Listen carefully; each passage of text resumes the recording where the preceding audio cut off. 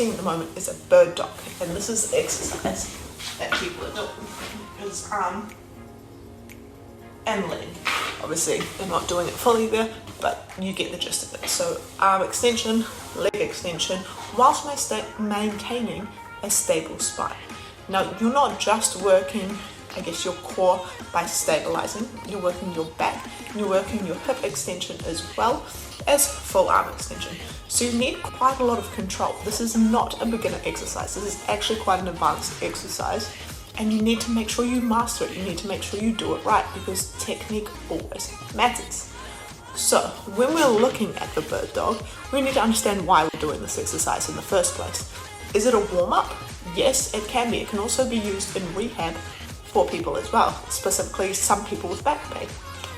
Now, when we break the exercise down, we start with our arms fully extended straight under our shoulders and our knees straight under our hips. So we've got 4 points of contact on the floor. From there, we want to appropriately stiffen the core. So brace your core, as most people say. Okay, so it's not holding your breath, and the goal is not to change the position of your spine. The spine is supposed to be in its safe position in this point. So we're not looking to round it, and we're not looking to completely flatten the spine either, because that is not in its most natural state. You want to keep the natural curve of your spine the way it is. From there, you're going to obviously stiffen the core, you're going to brace the core, you're going to make sure that it's tight and it's having that kind of control. So when your arm and your leg go to extend, you're not going to tip over, and you're not going to extend the back, you're not going to flex the spine.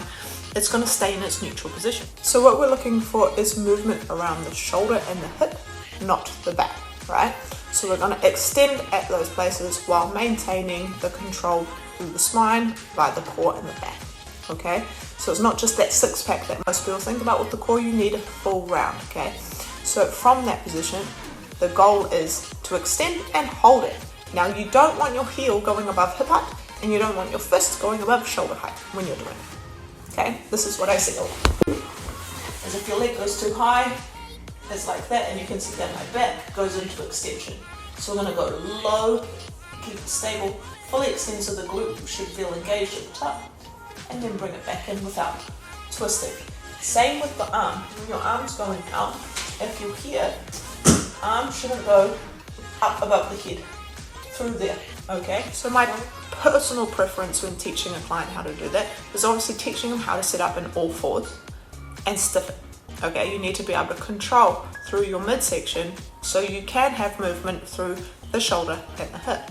But because it's quite advanced, one way I like to do it, most people I see can go on all fours. However, you can incline it up a little bit. But one thing I like to teach, if someone's already doing it, is to regress it back a little bit, is to only move one leg at a time. So you've still got 3 points of contact coming through, so both arms and one leg. And you focus on keeping the foot low and extending the leg. So if we're going through here, I'm going to come up and I'm going to go low. And I'm just going to hold at full hip extension for about 8 seconds, 8 to 10 seconds. Slowly going to come in without dropping. So I mean, there's different ways, and it's going to depend where you're at right now is what your starting point may be. So when we're breaking it down, the bird dog is all fours, opposite arm, opposite leg, maintaining a neutral spine no matter what level you're at. Now, if lifting one arm, one leg is too advanced right now, the one leg is good, and you don't actually have to hold and then sweep. But the goal is to be able to hold it at the top, sweep it in, and then hold again, okay?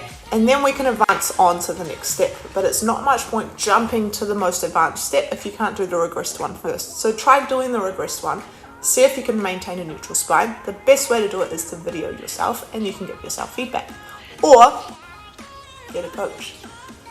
So that is the most basic variation of how to set up a bird dog.